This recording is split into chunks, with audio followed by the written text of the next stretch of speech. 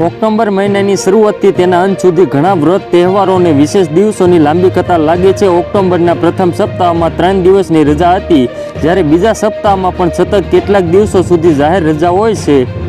જો તમે ક્યાંય બહાર ફરવા જવા માંગો છો અથવા ક્યાંક ફરવા જવાનું વિચારી રહ્યા છો તો તમે 10 થી 14ની વચ્ચે ફરવાનું પ્લાન કરી શકો છો.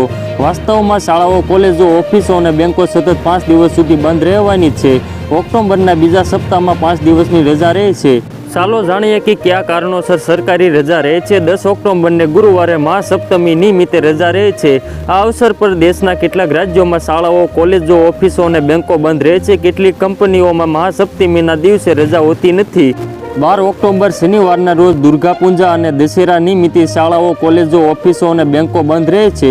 13 ઓક્ટોબર રવિવારના રોજ સાપ્તાહિક રજાના કારણે દેશભરની શાળાઓ, કોલેજો, ઓફિસો અને બેંકો બંધ રહે છે. દિવાળી સંબંધિત તહેવારોને કારણે કેટલાક રાજ્યોમાં 29 અને 30 ઓક્ટોબરે રજા રહે છે.